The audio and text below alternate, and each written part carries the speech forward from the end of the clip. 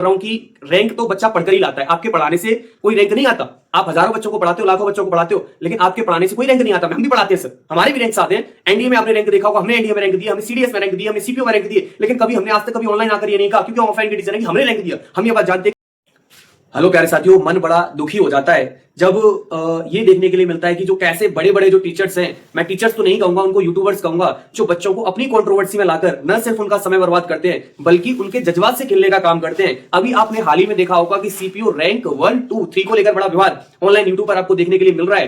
प्यारे साथियों, अभिनय शर्मा जो कि मैथ्स के विजार्ड कहे जाते हैं और भगवान, बच्चे उनको भगवान मानते हैं। एक तरीके से ये कहते हैं कि सर के लिए ना आगे पीछे हर समय खड़े रहते हैं। वहीं एक दूसरे भी मैथ्स के टीचर है जिनका नाम है आदित्य रंजन, जो रैंकर्स गुरुकुल में इस समय मैथ्स पढ़ा रहे हैं और एक अच्छी फैकल्टी है। मैं तो ये कहूंगा दोनों ही टीचर बहुत अच्छे हैं और अपने आप में बहुत बेहतरीन फैकल्टी है मैथ्स की। लेकिन अभी अभिनय शर्मा सर ने अभी एक दावा किया है कि जो रैंकर्स गुरुकुल ने जो रैंक 1, 2, 3 दिखाया है प्यारे साथियों, वो रैंक उनके रैंक है ही नहीं। वास्तव में उन्होंने उन रैंक्स को खरीदा है। प्यारे साथियों, किसने रैंक खरीदा है, किसने बिका है, मुझे फर्क नहीं पड़ता। मुझे इस बात का फर्क पड़ता है कि किस तरह बच्चों की भावनाओं से खेला जा रहा है। मैंने देखा था अभी रैंक 2 जो बच्चा लाया, उसका वीडियो वो रो रो कर अपनी बातों को कहने की कोशिश कर रहा है, समझाने की कोशिश कर रहा है। मैं सभी टीचर से हाथ जोड़कर एक ही रिक्वेस्ट करता हूं, रैंक किसी का भी हो, और ये बात आप लोग भी जानते हो, मुझे कहने की जरूरत नहीं है, क्योंकि अब ऑनलाइन में जो यूट्यूबर चल रहे हैं ना, उनका बहुत लंबे समय तक चलना पॉसिबल नहीं हो पाएगा, क्योंकि बच्चा सारी सच्चाई आपकी समझ चुका है कि कैसे आप अपने कुछ व्यू के लिए, चंद व्यू के लिए आप ना बच्चों के जज्बातों के साथ खेल जाते हो। तो प्यारे साथियों, मैं तो यही कहूंगा कि आप लोग अपनी पढ़ाई करते रहे, इन यूट्यूबर्स के चक्कर में बिल्कुल ना पड़े।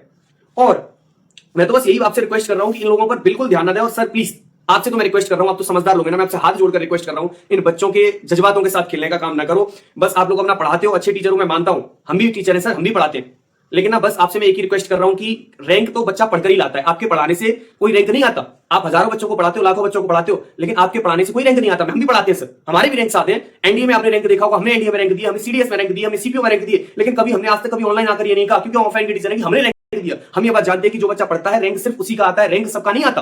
आपने लाखों बच्चों ने पढ़ाया, क्या सबका रैंक आया? नहीं आया। अगर आपके अंदर रैंक दिलाने की ताकत है ना, तो फिर सबको रैंक दिला के दिखाओ। प्यारे साथियों, जो टीचर्स का चल रहा है चलने दो, मुझे फर्क नहीं पड़ता। बस मैं ये चाहता हूं कि बच्चों का इसमें बिल्कुल भी समय बर्बाद ना हो। आपसे रिक्वेस्ट है मेरी कि इससे रिलेटेड कोई भी वीडियो आपके पास आए तो आप बिल्कुल भी इस पर ध्यान न दें। प्यारे साथियों, धन्यवाद।